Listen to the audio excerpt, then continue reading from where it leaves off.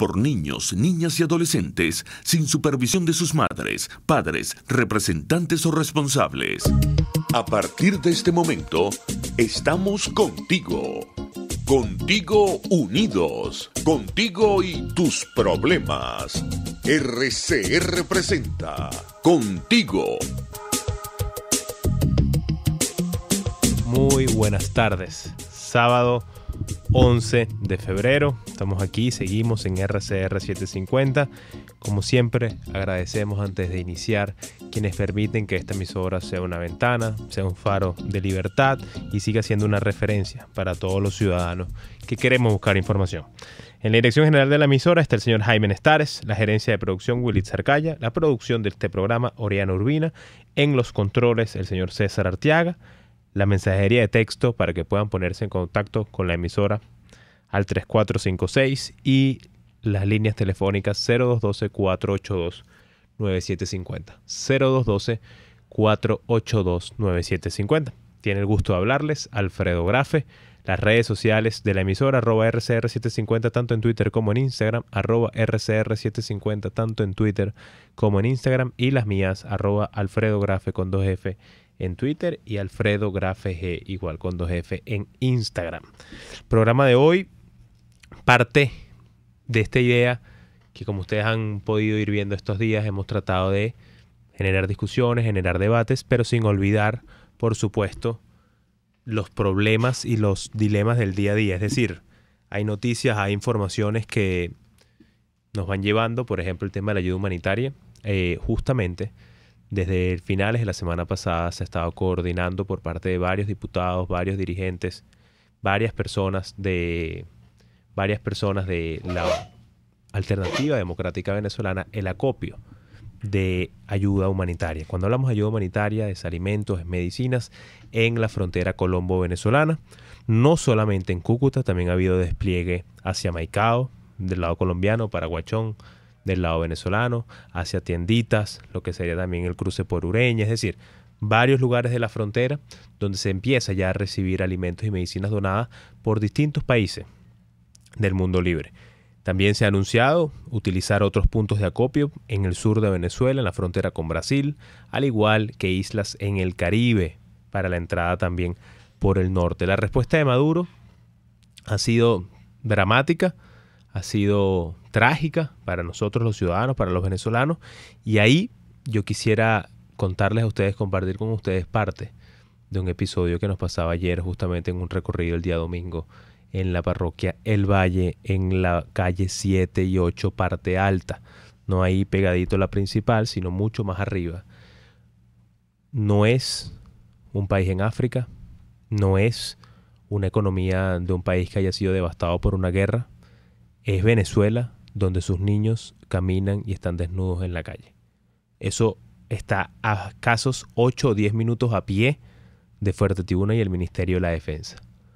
Pase por cualquier parroquia de Caracas, no estamos hablando ni siquiera de algunas poblaciones vulnerables desplazadas a la frontera, de algunos grupos vulnerables históricamente, como pudiese en algún momento tratarse de descendientes de indígenas que necesitan y han llevado una protección especial por parte del Estado. No, estamos hablando en pleno corazón de Caracas, a minutos del Ministerio de la Defensa, a minutos del Fuerte Tiuna, niños desnudos en la calle, e inclusive en respuesta a lo que decía la influencer o periodista o politólogo española que ponía que bueno, que aquí hay McDonald's y esto y aquello y que aquí no hay crisis, justamente con el McDonald's del Valle a escasos metros ahí.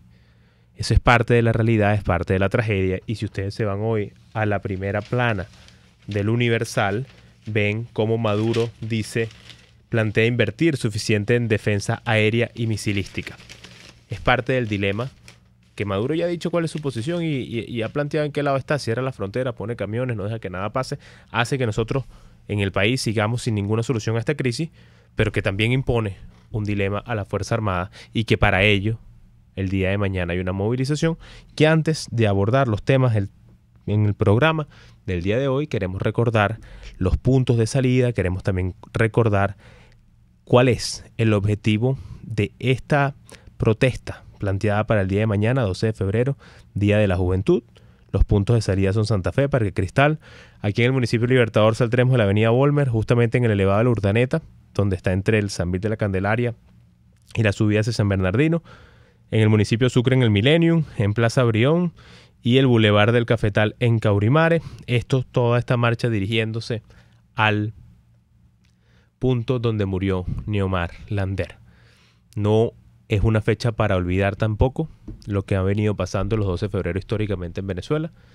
El movimiento estudiantil no arrancó el 12 de febrero del 2014, tampoco arrancó en mayo del 2017. Las gestas heroicas de los jóvenes están en los 60, en los 70, en los 80, están también hace más de 200 años con Campo Elías y Rivas en La Victoria. Hay una juventud heroica, hay una juventud comprometida y una juventud con trabajo y con visión de estar dispuesta a enfrentar a la tiranía y a la opresión, y esto pues es una expresión. Hace 5 años nos tocó a nosotros estar en la Simón Bolívar, nos tocó liderar ese proceso que nunca pensamos que el 12 de febrero del 2014 a las 2:05, 2:10 de la tarde muriese Basilda Costa y Juancho Montoya.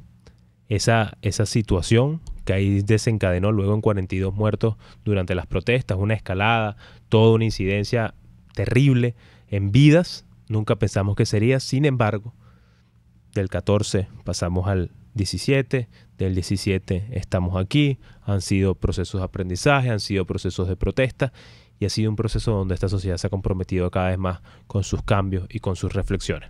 Justamente para hablar de esas reflexiones, invito hoy a este programa a un economista, joven venezolano que estuvo muy activo también en la dirigencia estudiantil.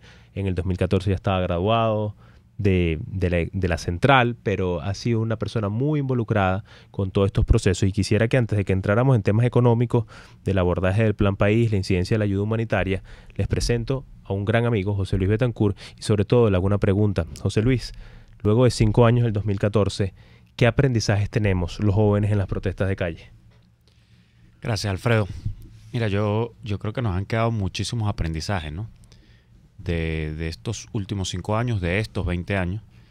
Y yo creo que el más importante de ellos es la importancia de nuestra participación. Pero esta participación tiene que ser una participación consciente, tiene que ser una participación direccionada. Hemos entendido en estos años que se trata mucho más allá de desatar pasiones o de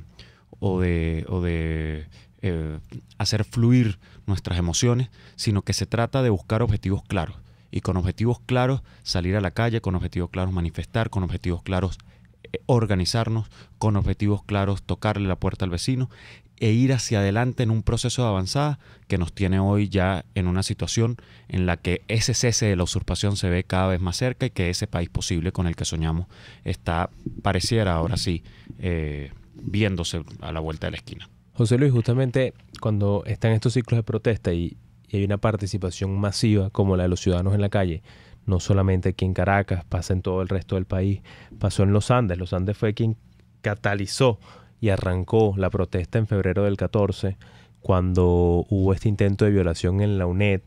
De ahí salen protestando los jóvenes, a los hermanos Manrique los meten presos, los mandan a Coro, y al final, a pesar de que la convocatoria del febrero en Caracas se da en torno al llamado a la salida, que hubo desde el 5 o 4 de febrero, el domingo previo en la Plaza Brión de Chacaíto, hubo una solicitud en fiscalía por la liberación de estos jóvenes. Ahí a veces uno cree, cuando está en la calle, sobre todo yo en aquel momento tenía 19 años, que bueno, que eso es suficiente. La calle, vamos para adelante, y mientras más personas nos matan, pues nosotros más tenemos que seguir, y cuando nos matan una gente, entonces tenemos que ser más contundentes, pero al final es como una trampa, porque vas perdiendo gente, te vas frustrando, y al final tú terminas protestando por lo que pasa el día anterior. Tú arrancaste protestando por unas cosas, y si en la marcha que hubo se cayeron 3 postes de luz, tú al día siguiente protestas por los 3 postes de luz que se cayeron el día antes. Pero el gobierno el gobierno en ese momento, hoy los usurpadores, te van desviando del curso de la protesta. En este momento, con los objetivos bien trazados, el llamado mañana a la Fuerza Armada, y también en temas de la ayuda humanitaria, el rol de la ciudadanía en términos emocionales, en términos espirituales, en términos de convicción, pero a su vez en llamando hoy a los ciudadanos de uniforme. ¿Cuál crees tú que debe ser su postura? Mira, nosotros, y ahí rescato nuevamente la la dinámica de 2014, luego de esa dinámica en la que el gobierno prácticamente, después de toda esa euforia, el gobierno empezó a poner la dinámica del juego, nosotros fuimos capaces de decir, ya, un momento, viene un proceso electoral, hay que asumir las instituciones, y logramos avanzar hacia ese proceso del 2015 en la cual nos hicimos del Poder Legislativo, que es lo que hoy nos coloca en la situación de privilegio en términos institucionales, y es lo que hoy coloca que alguien de la fuerza democrática sea el legítimo presidente del país. Hoy en día nosotros tenemos que poder seguir avanzando, colocando la agenda bien cercano al tema institucional, a nuestras instituciones y a nuestra Constitución.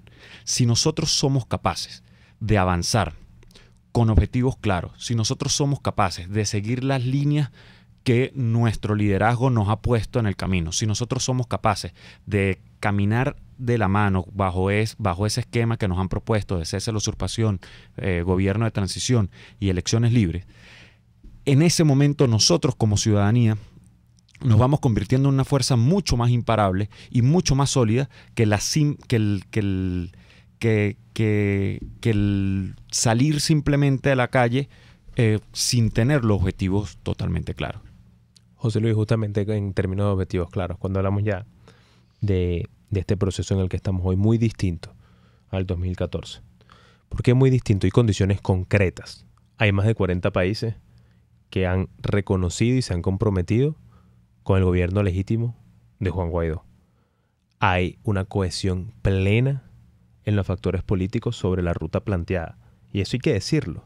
En el 14, el llamado a la salida, sin entrar en nombre, no gozaba de esa cohesión plena, y hoy, desde María Corina Machado, que declaró esta mañana en la sede de 20, pasando por Enrique Capriles, que estuvo temprano con Shirley, dándole pleno apoyo a Guaidó, llegando inclusive a Henry Falcón y exministros del chavismo, todos reconociendo la encargaduría del presidente Juan Guaidó. Hay un dibujo del plan país. Hay una meta de país al que vamos. En términos concretos, para la gente que nos escucha, ayer estábamos en el Valle, cerquita está el hospital de Coche, y ahí tiene casi 3 meses cerrado.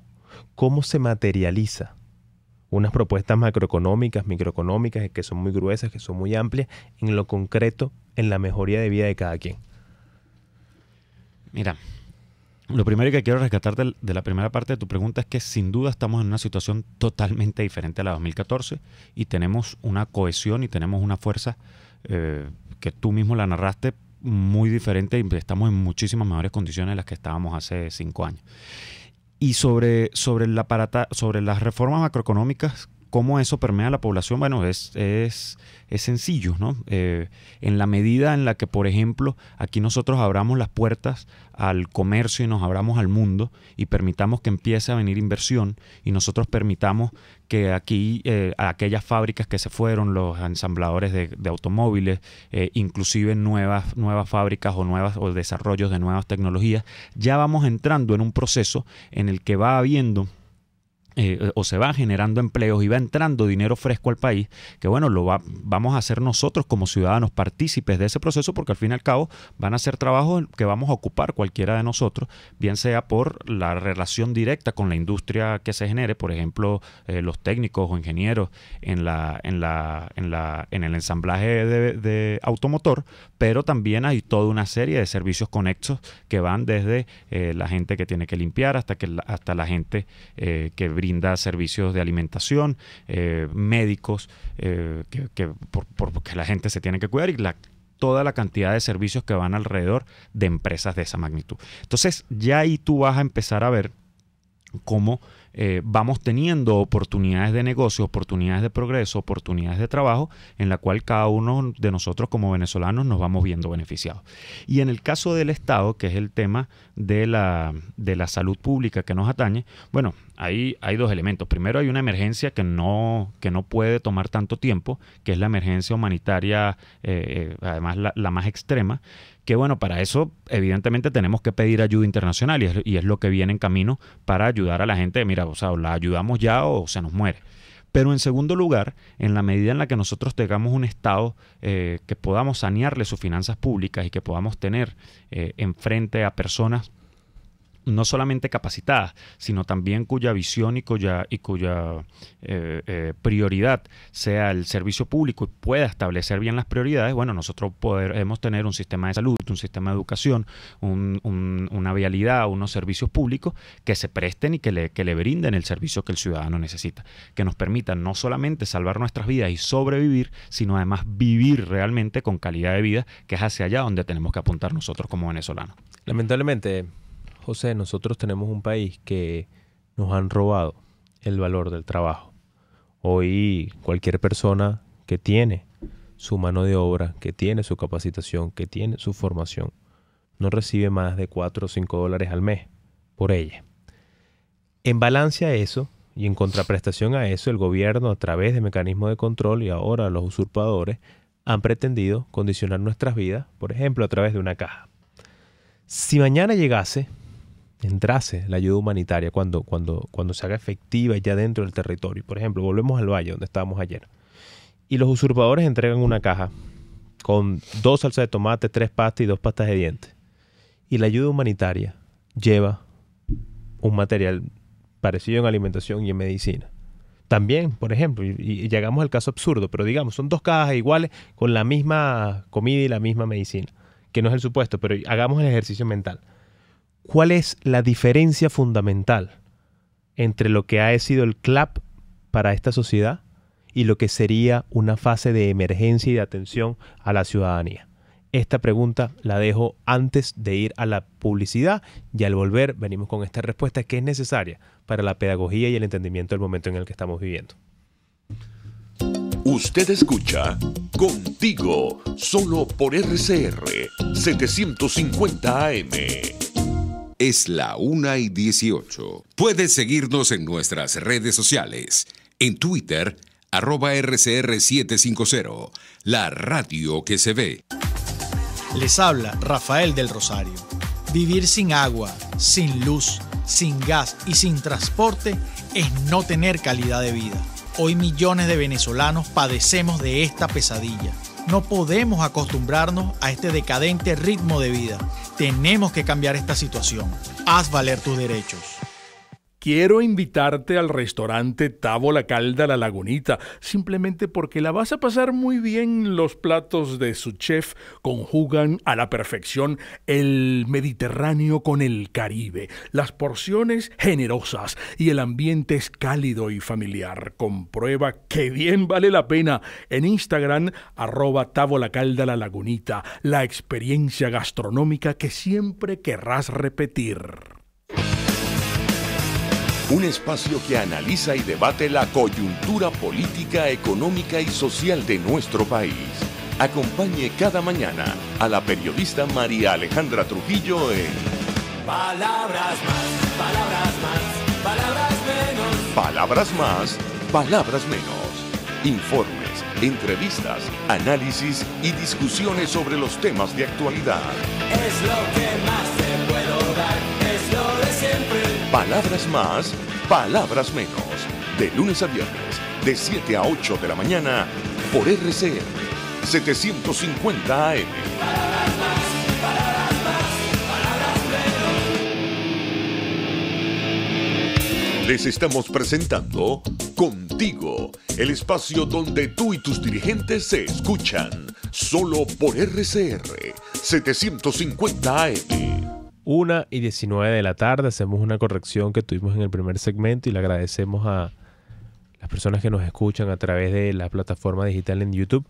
Nos presentamos como sábado 11 de febrero. Pedimos disculpas, es evidentemente lunes 11 de febrero. Es quizás a veces la costumbre que yo ando por aquí los sábados. Quedaba, y saludamos también a Carmen Martínez, sí, estamos aquí un lunes. Gracias a Dios nos dan un chancecito más los lunes que se mueve la gente, hay bastante audiencia y agradecemos siempre la oportunidad. José Luis, quedaba pendiente la pregunta, ¿cuál es la diferencia del CLAP como mecanismo permanente de control de la sociedad y la ayuda humanitaria ante esta emergencia compleja que vive el país? Hay una diferencia clara de visión del mundo, una diferencia ideológica, porque mientras su visión y la visión del CLAP es cómo controlar a la población a través del acceso alimentos o a medicinas, que medicinas creo que nunca dan, pero controlar a la población a través de bienes de primera necesidad y a una población que ellos mismos empobrecieron, que ellos mismos llevaron a estos niveles de pobreza y de miseria, la ayuda humanitaria es todo lo contrario. Es colocándonos en la posición actual de pobreza y de miseria en la cual nos sumieron los usurpadores, nosotros tenemos que poder resolver la vida a una gran cantidad de gente que o las ayudamos ya o se nos pueden morir, para que podamos salir adelante, para que podamos empezar a producir, para que cada uno de nosotros podamos ganarnos el dinero y podamos comprar todo lo que nosotros querramos comprar producto de nuestro esfuerzo y nuestro trabajo. Entonces, podemos estar hablando del mismo punto, pero es en direcciones totalmente distintas. Mientras ellos trajeron un país, sí, con problemas, pero con una economía medianamente andando y funcional, y la trajeron a este desastre, y entonces ahora con un clap pretenden esclavizarnos, nosotros estamos haciendo todo lo contrario.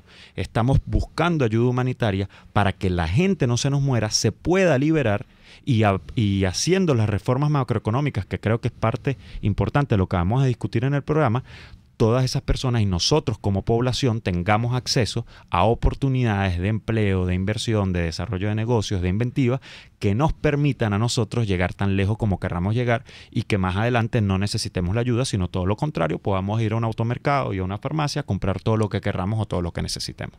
Justamente en eso que tú hablabas de la reforma, siempre se habla de estabilización de la economía. A veces entender eso en un país que no esté en las condiciones que está Venezuela es difícil de verlo, porque a uno le explicarán que un indicador, que la liquidez monetaria, el M2 disminuye, que de repente hay un crecimiento interanual de tanto, o baja por ejemplo, la velocidad en la que el dinero le da la vuelta a la economía. Son distintas medidas, pero que hoy estabilización se entiende claramente en que la persona con su sueldo pueda vivir dignamente y pueda elegir él lo que quiere. Si a José Luis Betancourt le dan, Dios mediante, un sueldo mínimo en la Venezuela futura que alcance para vivir y se lo dan a Alfredo Grafe, lo destinaremos a cosas totalmente distintas porque responde a nuestra voluntad, que no es justamente la caja de hoy. ¿Qué opciones tiene un país para hacer estas reformas? Mira, lo primero, y yo quisiera atajar el tema de los indicadores macroeconómicos, porque a veces pareciera, o a veces vendemos la idea de que sea una cosa totalmente divorciada de la realidad del ciudadano y de su día a día. Los indicadores macroeconómicos son exactamente eso, indicadores, ¿okay? Entonces es como por ejemplo cuando la temperatura de un ser humano, tú le tomas la temperatura y el chequear que esté por debajo de los 37 grados y medio centígrados, te das cuenta de que por lo menos por ese filtro pasa para ser un cuerpo sano. Si le suben los 37 grados y medio, bueno, tienes que buscar cuál es la causa para atacarla, para poder sanear ese cuerpo y que regrese a su temperatura normal. Un poco esos son los indicadores macroeconómicos. Ahora, evidentemente no nos podemos quedar allí. De allí lo importante, y por eso la economía cada vez se ha ido desarrollando más y ha sido capaz de desarrollar indicadores cada vez más específicos. Hemos sido capaces, y es lo que tenemos que buscar, de exactamente tener una economía dinámica, una economía de acceso a la gente, una economía donde la gente pueda pasar y de nacer en cualquier sitio de nuestra geografía nacional, en cualquier familia, y vaya teniendo oportunidades de soñar, oportunidades de progresar, oportunidades de salir adelante. Esas reformas, todo lo que nosotros metamos allí, va a ir dirigido y tiene que ir dirigido a la construcción de esas oportunidades. Y las oportunidades van básicamente, movámoslas en tres sentidos fundamentales: oportunidades de estudio y de formación, oportunidades de empleo y oportunidades de inventiva y de desarrollar nuevos negocios, que es lo que le va a permitir al fin y al cabo a la población, a todos nosotros como ciudadanos, formar parte del proceso productivo y beneficiarnos de él. ¿qué es lo más importante? Que veamos un proceso productivo que no es que está dado, no es que hay una riqueza dada y que nos la vamos a repartir y a ver cómo nos peleamos entre nosotros para repartirnos una riqueza que ya existe, sino que entendamos que cada uno de nosotros tenemos que poner nuestro granito de arena para aumentar la producción de riqueza y que evidentemente en ese esfuerzo que estamos haciendo y en ese valor agregado que nosotros estamos generando, nos vamos a ver beneficiados cada uno de nosotros. Justamente, José Luis, en ese sentido, Venezuela ha vivido distintas reformas o distintos planes de desarrollo también. Pérez 1, y hay que decirlo, nosotros no estábamos aquí, eso fue mucho antes de nosotros nacer, planteó un programa de sustitución de importaciones. A primeras luces, que a ti te digan, mira, vamos a dejar de importar cosas y vamos a producirlas en Venezuela y vamos a meter la plata que tengamos en las empresas aquí y vamos a dar subsidios directos de algunos empresarios para que eso se produzca mejor y vamos a poner impuestos para que todo sea hecho en Venezuela, como de repente dice alguna propaganda todavía hoy, eso puede sonar bien, pero hay una evidencia histórica de esos resultados. Por otro lado, Pérez 2, el mismo Pérez, o lo que hizo Alan García en Perú, o lo que se hizo, por ejemplo, en México, o lo que se hizo en Argentina. Mire, sí, hay unos requerimientos de país, hay unas cuestiones de desarrollo, pero nosotros vamos a dar unas medidas orientadas a la libertad. En este primer enfoque a las reformas, ¿cuál es tu visión sobre este tipo de programas, sobre este tipo de propuestas económicas que buscan la sustitución de importaciones con base también en la protección de los mercados internos? Mira, la economía política se ha ya desarrollado mucho alrededor del tema del comercio internacional. No hay país, y sería una locura pretender vivir en autarquía. O sea, ¿Qué es la autarquía para la gente que nos escucha? La autarquía es que un país o una sociedad produzca todo lo que consume, sin intercambiar con el exterior. Sería una locura que nosotros en pleno siglo XXI, ya en el 2020, pretendamos vivir sin intercambio con el exterior. Nosotros lo que tenemos es que enfocarnos, bueno, en qué somos buenos o en qué podemos ser buenos. ¿Qué tipo de industria nosotros queremos desarrollar? ¿Hacia dónde nos vamos a enfocar? Evidentemente el petróleo nos da unas facilidades. Bueno, entonces veamos qué industrias conexas al tema petrolero nosotros podemos desarrollar que a nosotros nos permitan ser competitivos a nivel internacional. Pero es que además nosotros, y si algo bueno nos ha traído todo este desastre y toda esta diáspora, es que también nos hemos podido dar cuenta de lo competitivos que pueden ser nuestros profesionales o nuestra mano de obra en el mundo en diferentes materias. En servicio de salud, los médicos nuestros en Chile han sido muy exitosos. En Europa les ha costado un poco más el tema de las reválidas, pero una vez pueden ejercer, sobre todo aquellos de la doble nacionalidad que han podido ejercer, han sido también médicos muy exitosos, reconocidos. En los Estados Unidos, en los principales hospitales, en las principales universidades de Estados Unidos, tenemos médicos nuestros de muy alto nivel. Entonces, significa que tenemos material. Ingenieros también hay. Desarrolladores en algún tiempo, con todo este tema de la depreciación de nuestra moneda y los diferenciales cambiarios, las grandes compañías contrataban a los programadores nuestros para que desarrollaran sistemas de alto nivel a nivel mundial. Entonces, sí tenemos nosotros por dónde meternos y tenemos nosotros industrias que podemos desarrollar, con las cuales podemos generar las divisas suficientes para importar aquellas cosas que por naturaleza o porque simplemente 30 millones de personas, un país de 30 millones de personas, un país relativamente pequeño para el mundo, no podemos producir de todo dentro de nuestras fronteras, sino que aprovechemos y nos enfoquemos en qué nosotros podemos ser competitivos, desarrollemos y nos aboquemos a desarrollar esas industrias y bueno, va a haber cosas que vamos a tener que traer. Por poner los ejemplos más simples de cosas que hay que traer, hay frutas que son que no son del trópico por excelencia, la manzana, la mora, hay un desarrollo en los Andes, pero quizás no de donde vengo además, pero que quizás en los climas templados se desarrollan más, las uvas, por ejemplo. Y hay otros que por el trópico o por nuestras potencialidades como ciudadanos, pues evidentemente podemos ser más competitivos. Justamente sobre eso yo quisiera dejar una pregunta en el aire. Estos programas de protección y al final de sustitución de importaciones fue una alternativa. Había otra en los años 60, 70 y 80 que planteaban por el contrario tratar de abrir la economía hacia las libertades y hacia el libre mercado y dar resultados. En Asia dieron mucho más resultados que en América Latina y luego América Latina se empató ahí.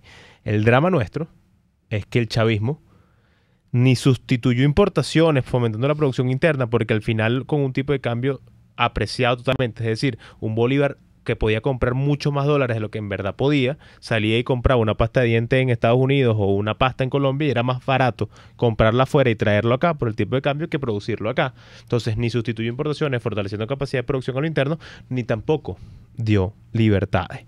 Bajo ese esquema, que es el país que tenemos, y bajo la experiencia de otras naciones, ¿cuáles las principales industrias a desarrollar? Quiero que en primer caso, después de la pausa, me menciones tu visión sobre la industria petrolera.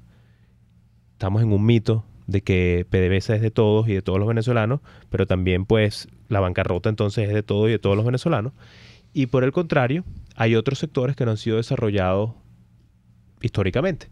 Quedan esos dos pendientes y quisiera que lo aterricemos en términos concretos, más allá de, no, es que tenemos unas playas bellísimas y tenemos una gente súper chévere y jugamos béisbol. Hay cosas concretas que se pueden hacer. 1:31 de la tarde, al volver, seguimos aquí en su programa Contigo, en su emisora RCR.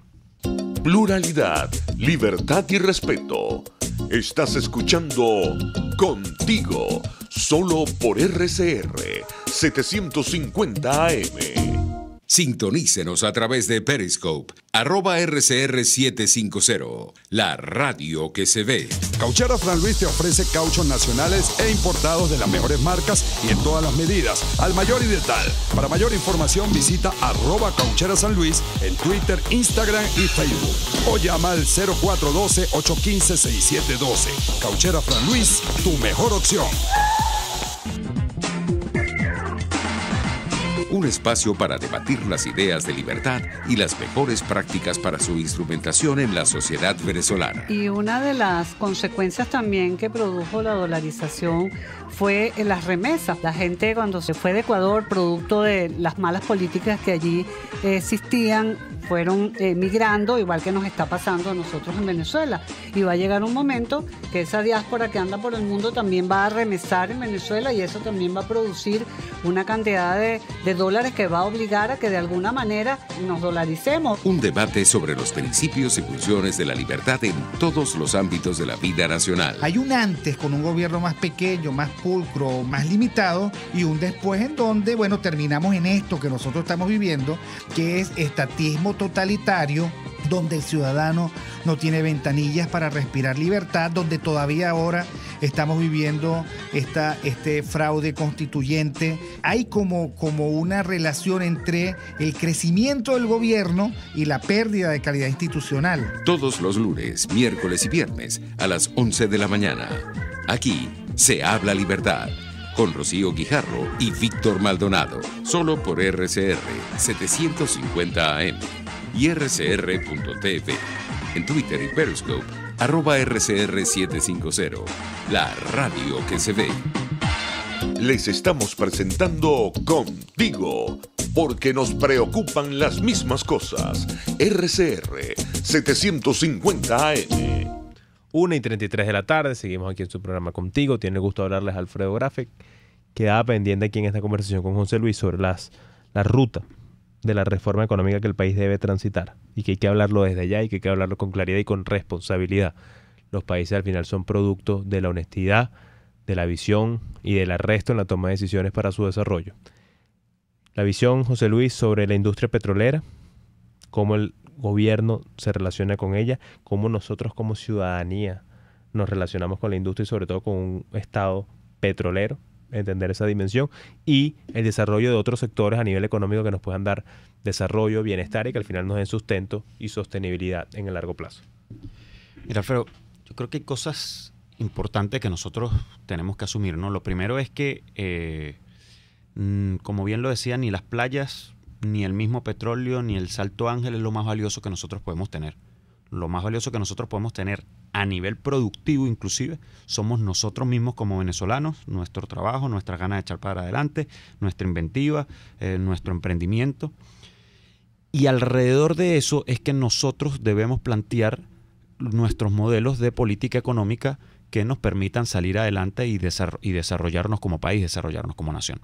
El petróleo evidentemente nos da unas oportunidades porque bueno, pues es un bien que lo tenemos allí debajo de la tierra, debajo del suelo, que hay que extraerlo y que tiene un buen valor en el mercado. Eso produce y va a producir unos flujos de caja, o tiene la posibilidad de producir unos flujos de caja interesantes que nosotros debemos aprovechar para desarrollar toda una cantidad de industrias conexas. Porque además el petróleo o la industria petrolera tiene otra ventaja importante, que es una industria que requiere de altos niveles de tecnología y de especialización. Entonces eso nos permite formar a las nuevas generaciones, formarnos nosotros como ciudadanos alrededor de distintas disciplinas bien exigentes, que nos va a permitir en el futuro utilizarlas para otras industrias, inclusive que no sea la misma industria petrolera. Por ejemplo, desarrollo de software, por ejemplo, alta mecánica o ingeniería mecánica pesada, dura, por ejemplo, técnicas administrativas complejas y desarrollos administrativos complejos, comercialización, transporte, servicios de alimentación, de catering, de limpieza. O sea, hay una cantidad de disciplinas que necesitan ser competitivas alrededor de la industria petrolera, que la industria petrolera produce los flujos de caja necesarios para poder pagar bien el desarrollo de esas disciplinas con alto nivel de especialización, que luego nos va a permitir a nosotros poder ser competitivos en otras áreas. Justamente en la relación que tenemos con la industria petrolera también hay una relación de la intervención del gobierno en la economía.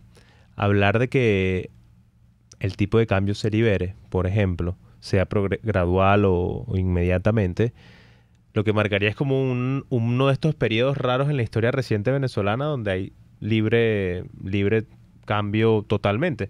Al final o estábamos en un régimen de bandas, o estábamos con Recadi, o estábamos con Cadivi, o estábamos con la OTC, es decir, la convertibilidad libre de la moneda no es algo que sea históricamente la norma nuestra, sino han sido episodios. Hay un país que más allá de la ciudadanía de a pie que puede clamar ciertas medidas para que esto corrija, hay unos grupos que toman decisiones, hay unos grupos que intervienen, hay unas élites que hay que decirlo sin que quede nada por dentro, que tienen que influir en su sector. José Antonio Abreu, que en paz descanse, y el sistema, fue una élite social o es una élite social que ha cultivado un talento y unas capacidades para dirigir desde lo cultural un país. Miguel Cabrera y José Altuve son una élite deportiva que han cultivado sus talentos para influir en el país desde lo deportivo.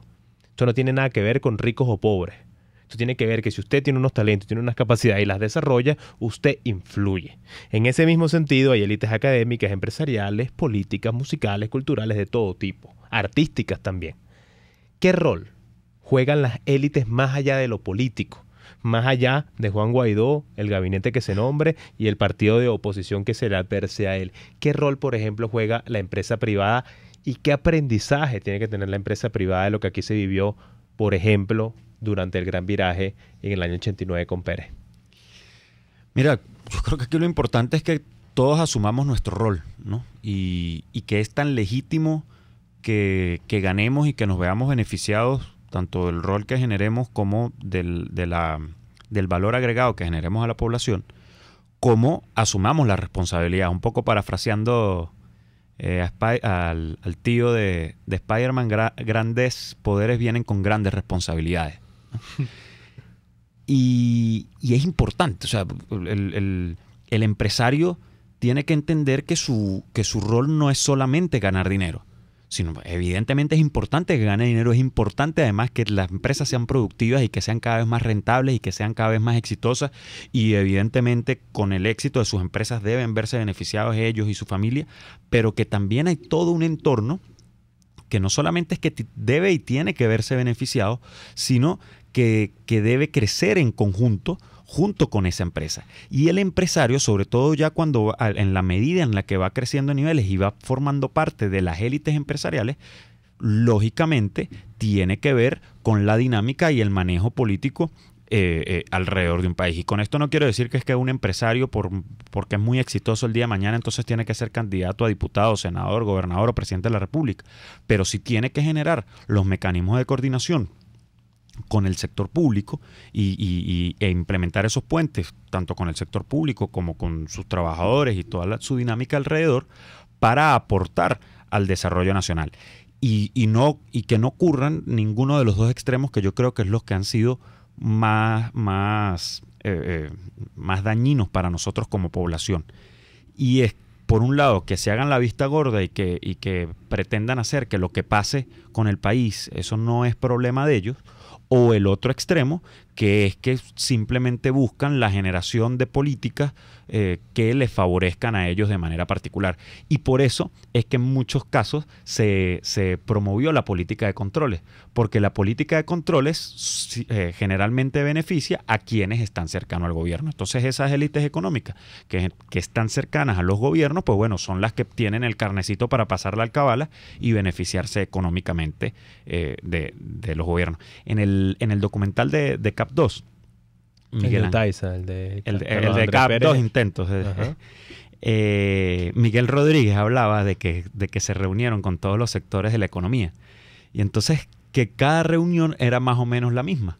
Se sentaban, aplaudían las reformas económicas, decían que sí, lo necesario que eran para el país, pero les pedían que a su sector lo eximieran de la liberación económica, que a su sector lo mantuvieran dentro de una política de privilegios o de subsidios, porque su sector era especial y su sector era primordial para el país. Entonces, claro, si nosotros permanecemos en esa dinámica y no asumimos nuestro rol, o cada quien asume su rol de élite para influir positivamente por el bienestar de todos, vamos entonces a entrar en una dinámica en la que los incentivos de cada uno va a ser cuidar su parcela, y entonces vamos a tener lo que podemos tener ahorita y lo que tienen quizás muchas personas que pertenecen a esa élite económica ahorita, que puedes tener unas casas de oro rodeadas por un desastre a tu alrededor. Justamente hemos hablado de dos o tres cosas que en el debate político interno de partidos de oposición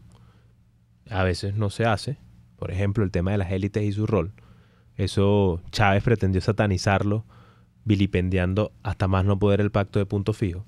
Y al final el pacto de punto fijo, cuando usted revisa, por ejemplo, la literatura y ve en España la gobernabilidad generada luego de los acuerdos de la Moncloa, o cuando ven otras referencias en otros países del mundo cómo se deben llegar a pactos de gobernabilidad para el desarrollo de un país, son cosas que el chavismo pues pretende negar, y que inclusive hay gente nuestra que por ignorancia, creo yo, no las asume y no se siente orgullosos de ello. Creo yo que con esto terminamos confluyendo, es que Venezuela necesita un acuerdo y un pacto de gobernabilidad para el futuro, donde no solamente las decisiones trascendentales pueden estar en manos de los políticos, tienen que estar en manos de todas las élites que ahí influyen, desde los escritores, Dios mediante, Rafael Cadena, por ejemplo, influye ahí, hasta el gobernador del Delta Macuro que pida una propuesta de protección para los guaraos. Tiene que haber el dibujo de una nación en conjunto.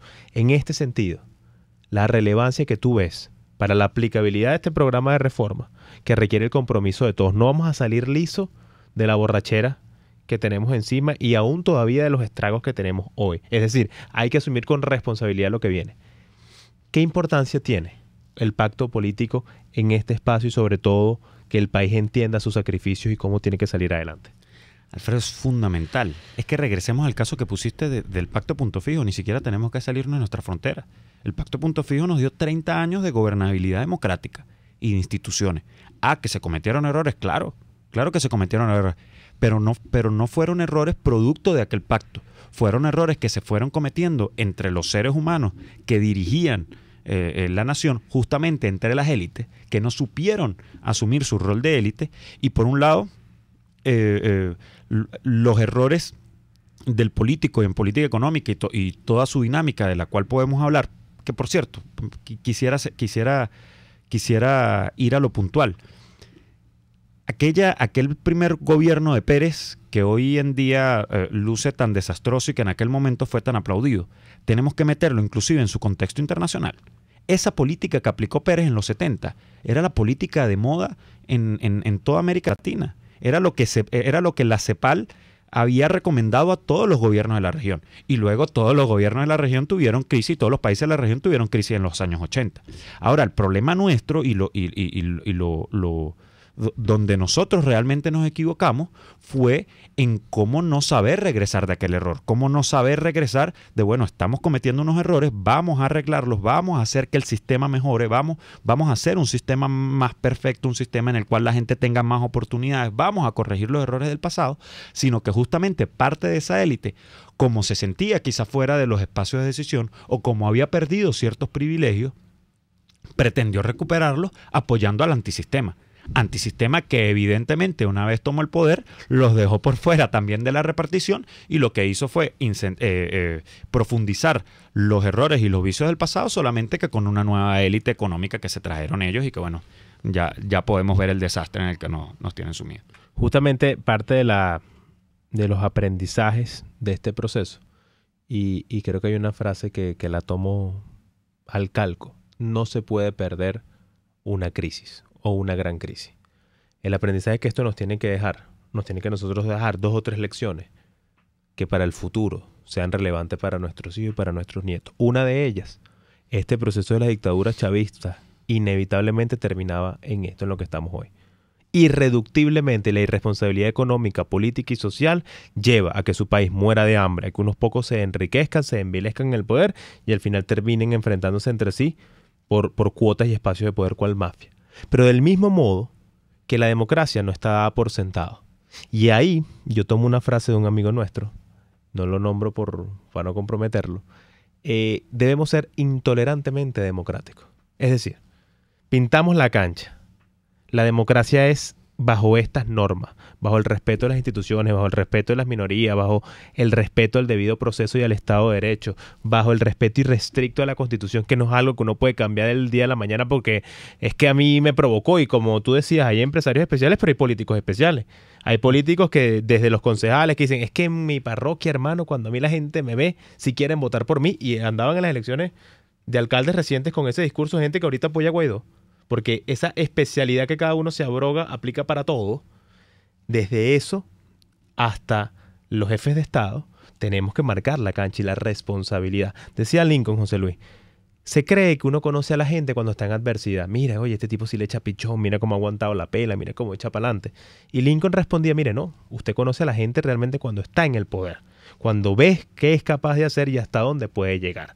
En ese sentido, ¿cómo preservas tú el sistema democrático en función, por ejemplo, también de darle viabilidad a todas estas propuestas económicas? Mira, yo creo que el gran valor de Juan Guaidó en este proceso ha sido los valores e inclusive la espiritualidad con la que él ha asumido su liderazgo y sobre la cual nos está llevando. Juan ha sido un tipo que desde que arrancó, porque además porque está en este mundo y lo conocemos, pero hace tiempo, pero para la mayoría de la población que era una persona desconocida hasta hace un mes, él empieza a asumir este liderazgo y ya después su presidencia encargada sin odios, sin recriminaciones, abriendo las puertas a la construcción de un nuevo país, viendo para adelante y entendiendo que de hoy y del ayer solo vamos a ver lo necesario para aprender, para superar, para no regresar. Pero con una visión hacia adelante. Y es quizás otra de las grandes diferencias entre este nuevo liderazgo y el liderazgo de los últimos 20 años. Que es que ese liderazgo de los 20 años que se quedan atrapados en el pasado y que hoy en día todavía recuerdan que cuando tú me dijiste, que cuando tú me hiciste, que es que ustedes son unos explotadores, que ustedes son unos matones. Nosotros vamos a superar esa etapa. Nosotros vamos a ir a una etapa de construcción de país. Nosotros vamos a ir a una etapa en la cual nosotros podamos tener oportunidades de libertad del ser humano. Y va a ser esa espiritualidad, esos valores, esa visión conjunta que nosotros tengamos como ciudadanos, ese ideario colectivo que nosotros vamos a fortalecer, el que nos va a permitir justamente aprovechar la crisis. Porque lo importante de la crisis es que hoy no hay complejos, Alfredo. Lo importante de la crisis es que se rompieron todos los paradigmas. Lo importante de la crisis es que entonces ahora vamos a ser capaces de construir sobre nuevos valores de avanzada, sobre nueva espiritualidad, sobre una nueva visión conjunta de país y la construcción de idearios colectivos. Justamente hacemos la tercera pausa y al volver quisiera que cerráramos sobre eso que se ha roto con la crisis, pero además sobre ese liderazgo que se tiene que fundamentar hacia el futuro, con un presente claro y una noción del pasado, pero no vivir en el pasado como lo han hecho quienes hoy usurpan el poder. Usted escucha Contigo, solo por RCR 750 AM. Puede seguir nuestra programación a través de rcr.tv, la radio que se ve. Cuando hablamos de Honda, hablamos de Distasi Motors, el concesionario Honda que pica adelante en precios, condiciones y servicio. Todo el personal de Distasi Motors, tanto técnico como de atención, está actualizado, capacitado y certificado permanentemente por la Universidad Internacional Honda Online, www.distasi-honda.com.ve. Distasi Motors, tu concesionario Honda en Los Palos Grandes. Margaret Thatcher. Las señales del socialismo apuntan hacia abajo, hacia menos libertad, menos prosperidad, más embrollo, más fracaso. Si lo seguimos a su destino, llevarán a esta nación a la bancarrota. RCR 750 AM, porque lo bueno une. A mitad de tarde, disfrute de una amena tertulia, acompañada del análisis preciso del acontecer nacional e internacional. La Linterna, con Diego Bautista Urbaneta. Relájese al son de buena música, participe y forme parte de este espacio. La Linterna, de lunes a viernes, a partir de las 2 de la tarde, por RCR 750 AM. Les estamos presentando Contigo, el espacio donde tú y tus dirigentes se escuchan, solo por RCR 750 AM. Justamente 1:52 de la tarde, seguimos aquí en su programa Contigo, ya estamos en el cierre. José Luis, hoy hemos hablado de ciertos temas que de repente en la opinión pública no se hablan, a veces inclusive en los debates dentro de los partidos políticos no se asumen. Se ha hablado de élite, se ha hablado de libre mercado, se ha hablado del proceso de aprendizaje de la crisis, se ha hablado de las reformas económicas que hay que plantear, y al final esto lo que configura es un liderazgo que con unos conceptos claros y una responsabilidad clara hay que darle hacia adelante. Yo hoy en la mañana pensaba y decía, si el presidente del país no tiene jefe, ¿quién lo obliga a hacer las cosas? ¿O quién le dice, mira, esto hay que hacerlo así o asado? Se debe al pueblo y se debe a rendir cuentas, pero al final cada quien cree que hace lo mejor que puede y lleva el carro irresponsable o responsablemente, dependiendo. ¿Cuáles deben ser para ti las premisas en las que un nuevo liderazgo se ancle? Tal, tú lo hablabas como Guaidó, pero al final en esta nueva generación que se tiene que ir levantando para la conducción acertada desde lo político y económico hasta el mismo manejo emocional de la República. Mira, en lo emocional es un poquito más complicado controlarlo, ¿no? Pero en lo político y económico los gringos fueron bien acertados en su sistema del check and balance. O sea, el control y el contracontrol. O sea, es simplemente construir un sistema institucional fuerte, sólido, de control y contracontrol entre las instituciones del Estado, que bueno, evidentemente para eso se elige a un candidato, se elige a otro, que van con su estilo, que van con sus propuestas, que van con una visión particular de país o de lo que hay que hacer en el país en un tiempo determinado, pero que están controlados y están limitados por las funciones que les da la Constitución y controlados por otros poderes iguales de fuertes que él, que no le permita salirse de esas barreras. Yo recuerdo, profesor que admiro mucho, murió de cáncer, por cierto, y fue mi primer profesor de la universidad de Introducción a la Economía, el profesor Ricardo Roy. Y él hablaba, y nos fijaba mucho esa idea, que mientras el ciudadano puede hacer todo lo que no le impida la ley, el mandatario, el funcionario público, puede hacer solo lo que le permita la ley. Entonces, si nosotros avanzamos en un sistema institucional de controles y de pesos y contrapesos, en el cual esté bien delimitado cuáles son las funciones que tiene cada uno de los funcionarios, bueno, en esa medida no es que vamos a garantizar un crecimiento lineal en todo momento ni que no van a haber momentos difíciles, pero sí por lo menos vamos a tener la protección de no caer a los niveles de desastre que los usurpadores nos han puesto. Palabras de José Luis Betancourt. Ya nosotros estamos en el cierre de su programa contigo por RCR. Agradecemos a todas las personas que han estado atentas. Agradecemos a quienes están pendientes por la plataforma en YouTube y comentan en el chat y hacen discusiones. Ahí quienes están en ese chat, un mensaje, no se dejen caer en las provocaciones de todavía gente quien pretende defender a los usurpadores. Al final lo decíamos el sábado en el Valle. En las últimas horas, ellos se van a volver más violentos. En los últimos días, ellos van a ir en contra de los más vulnerables. Y eso somos nosotros, los que estamos aquí en la calle, defendiendo y luchando. Solamente resistiremos con la idea clara que este país va a cambiar y solamente resistiremos con la idea clara de que estamos haciendo historia. No todos los días y no todas las generaciones en el mundo han tenido la oportunidad de fundar un país de nuevo. Y eso es hoy la bendición que tenemos todos los venezolanos que estamos dentro y fuera del territorio, pero que nos hacemos protagonistas de la Venezuela que viene y del país que todos merecemos. A la 1:55 les deseamos una feliz tarde, que tengan el mejor día posible y esperamos volver a vernos el próximo sábado a las 2 de la tarde en su programa Habla Caracas. Que pasen feliz tarde. RCR presentó Contigo, donde la pluralidad de pensamiento confluye.